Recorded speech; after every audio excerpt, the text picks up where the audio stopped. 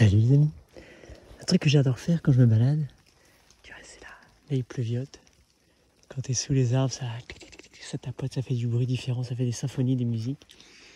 C'est de regarder le long des murs. Tu regardes comme ça.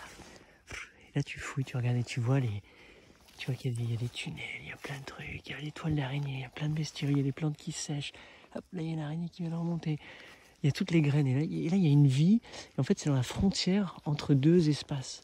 Et j'adore les frontières en fait, que ce soit dans les géographiques, donc par exemple entre les États-Unis et le Mexique. Donc là c'est entre une prairie et un chemin.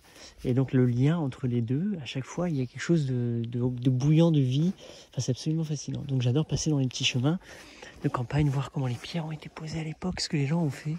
Et tu dis, il y a des humains qui ont vu cet arbre-là, ce frêne-là tout petit. Qui l'ont vu, l'ont peut-être vu une petite pousse comme ça grandir petit à petit. Il s'est même peut-être pris un gros coup, c'est pour ça qu'il s'est redivisé. Bref, il a évolué avec des humains depuis très longtemps. Salut les moustiques. Et tu vois, et tu regardes toutes les plantes de chaque côté, c'est génial quoi. Et en fait, le vivant qui a envie de se refermer tout de suite, les ronces, les plantes reviennent au milieu. Et nous, à force de passer, les humains, et de couper, d'entretenir, on entretient, on est obligé de maintenir ça ouvert, repousser à droite à gauche pour qu'on puisse passer. Donc après, si toi tu passes souvent dans un endroit comme ça, bah la ronce, au lieu de la couper, tu la tresses, tu la fais partir sur les côtés comme ça, blam. Tu t'amuses, comme ça elle vient pas vous gêner sur le passage, ça évite aux agents municipaux de venir ou aux paysans de venir et de trop couper. Et si toi tu passes par ici, bah entretiens. Donc si c'est chez toi c'est génial, si c'est un chemin de randonnée que tu fais, bah fais ça, viens de temps en temps, viens avec ton sécateur, ta petite faucille, tu prends un petit peu de temps et ça te prend pas beaucoup de temps. Et là où je t'emmène, c'est magnifique, c'est un endroit super cool, je suis en Bretagne, côté de Quintin. C'est la Bretagne, c'est rempli de menhirs, de pierres, des dolmens, des trucs comme ça, tu sais, des trucs, des grosses pierres qui sont au milieu de nulle part, des fois t'as l'impression, et qui sont là. Et donc je vais les voir, je vais les rencontrer, je vais dire salut, et je me mets à côté, puis je frotte, je mets ma main dessus, je la caresse, je la regarde, et je reste avec ça, je reste dans cet endroit, dans cette énergie, dans cette vibration, dans cette idée qu'il y a quelque chose de spécial. Et c'est cool. Donc je sais pas si on le voit là, je suis dans un champ de maïs. Oui. Le truc qui est là, c'est ça. Mais il faut que tu comprennes que c'est vraiment grand. Donc il faut que je te blablette jusqu'à l'arrivée. Donc il y a des orties, il y a des ronces, il y a des fougères, il y a des consoudes, il y a plein d'autres, j'en rappelle plus les noms, des fois je les sais. Celle-là, j'ai toujours un doute si c'est la berce du Caucase ou une coquine. Donc je la connais pas trop et je sais que la berce du Caucase, elle brûle après avec le soleil. Donc j'évite de trop frotter, toucher tout le monde. Ceux que je connais, c'est cool. Salut le liseron qui prend. Et je regarde ce qui se passe et je découvre les associations et je vois comment, à quel état on est cette plante d'ortie. Par exemple, tout au long de l'année est différente. Si tu viens l'entretenir, la couper, la manger, la cueillir pour des tisanes, pour ce que tu veux, là elle aura un autre état. Elle évolue parce qu'elle va pas monter en graines, elle va pas finir ses trucs. Donc on passe près d'une... Salut les vaches, salut. Vous êtes bien sous la pluie là? Cool. T'as les genêts qui sont en graines là.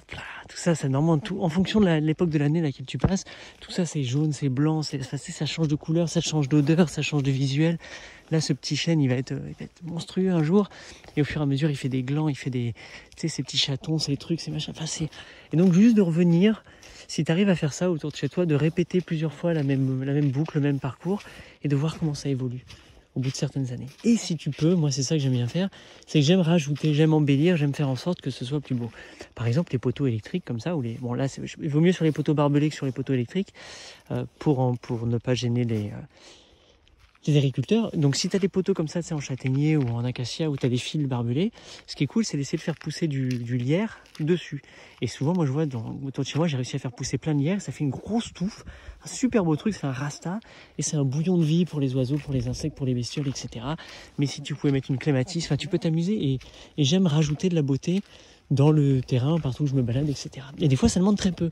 Sur place, comme je t'ai dit, troncer les ronces, tresser les ronces. Ça peut être déplacer un truc, ça peut être couper certaines branches toi-même pour éviter qu'ils ont besoin de faire appel à une machine et que ce soit beaucoup plus féroce. Donc si tu jardinais ici, par exemple, cette bande-là, eh ben, t'as pas besoin les paysans, les employés communaux n'ont pas besoin de venir avec les pareuses et tu peux le faire, tu peux l'entretenir, tu peux l'embellir, tu peux l'enrichir, tu peux mettre ce que tu veux, de fruitier à framboisier, etc. T'es prêt pour la bestiole? Je te la montre, j'accélère un petit peu le pas. En tout cas, voilà, il fait magnifiquement vivre. Ici, c'est beau. Il y a des champs de maïs à droite, à gauche. Il y a des prairies, des vaches laitières. Il y a des sous-bois, il y a des bois, il y a plein de chemins plein de sentiers dans les bois. De loin, tu vois des tours, des trucs. T'as une sorte de brume ambiante là qui est magnifique. Qu'est-ce que c'est kiffant. Ah ouais, non, je crois que tu vois, je te parlais, je l'ai dépassé. C'est ce truc-là. Voilà, on se rapproche. Tu vois le mastodonte. Et lui, il y a une photo là devant, il y a une photo d'il y a plus de 100 ans déjà. Et c'était des soldats polonais qui étaient venus ici, ils sont pris en photo.